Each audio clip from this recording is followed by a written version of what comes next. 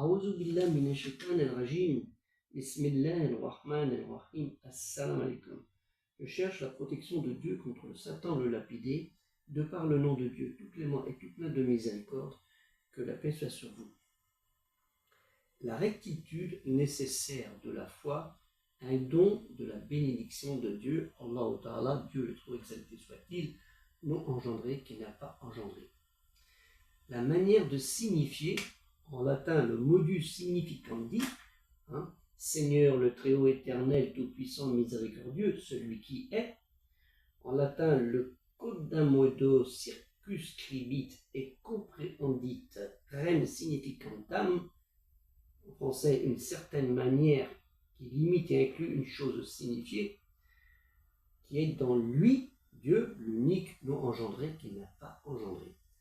Lui qui possède les plus beaux attributs, dont les noms absolus en signifient la substance divine.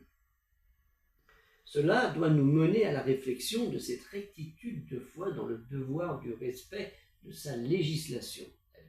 La législation de Dieu, la loi, sont concernant notre obéissance totale envers notre Créateur, Dieu unique, non engendré, qui n'a pas été engendré, exalté soit-il, et la proclamation de son unicité.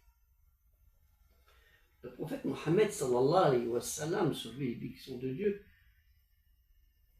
tenait compte des capacités et des possibilités de chacun. Il prenait la simplicité et mettait en garde contre l'excès de rigueur envers soi-même. Il déclarait en vérité, le prophète Mohammed sallallahu alayhi wa sallam déclarait en vérité cette religion est aisance, nul ne s'oppose à elle par excès sans être submergé. Aspirez donc à la rectitude, approchez-vous de l'exactitude et réjouissez-vous. Rapporté par Al-Bukhari. Et sous l'autorité d'Abu Huraira, l'homme au petit chat, que Dieu l'agrée à dire Allah wana, sous l'autorité du prophète Mohammed sallallahu alayhi wa sallam, celui et la paix, qui dit nul d'entre vous ne sera sauvé par son œuvre. Un homme dit alors, même pas toi, ô messager de Dieu, même pas moi, si ce n'est que Dieu, Allah, me couvrira de sa miséricorde. Rahma. Seulement, appliquez-vous à agir avec justesse. Dans le Sahih al-Muslim 28-16, avec différentes interprétations. Allah Ta'ala, Dieu le Très-Haut exalté soit-il, sur Al-Anam, les bestiaux, verset 126, nous dit telle est la voie de ton Seigneur dans toute sa rectitude. Nous avons effectivement bien détaillé ces signes, versets, ces miracles, à des gens qui se rappellent.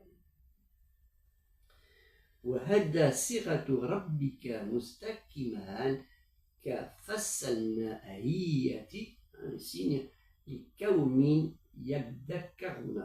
Yadhakkaruna, c'est décret.